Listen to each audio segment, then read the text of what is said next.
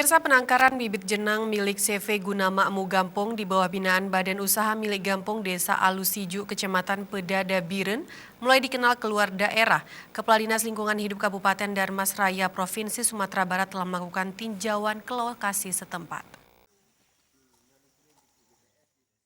Sejak beberapa bulan terakhir, penangkaran bibit jenang milik CV Guna Makmu Gampong di bawah binaan BUMG Alusiju, Kecamatan Pedada, kini mulai dikenal masyarakat luas. Pembeli yang ingin menanam jenang mendatangi langsung ke lokasi setempat. Tidak jarang pula ada pembeli yang ingin melihat hasil jenang yang telah ditanam dan berbuah di kebun warga. Seperti yang dilakukan Erina, Kepala Dinas Lingkungan Hidup Kabupaten Darmasara, Provinsi Sumatera Barat. Ia bersama sejumlah stafnya mengunjungi sejumlah kebun warga untuk melihat secara langsung pohon jenang yang sudah siap panen.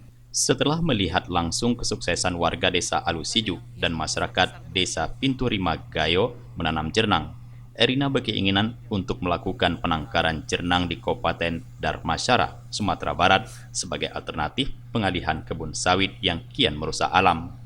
Selama ini saya hanya mendengar nama jenang. Iya. Walaupun Bapak udah coba tanam, tapi mungkin kualitasnya kurang bagus. Sudah 5 tahun belum ada hasilnya. Nah, dapat cerita dari Bu Mina kalau di Aceh itu ada yang kualitas bagus, dragon. Jadi kami penasaran, ya kami sempatkanlah ke Aceh ini.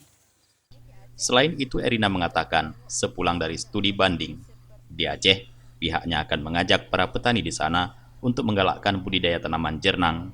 Menurutnya, tanaman jenang ini sangat ramah lingkungan dan harga bijinya pun mahal.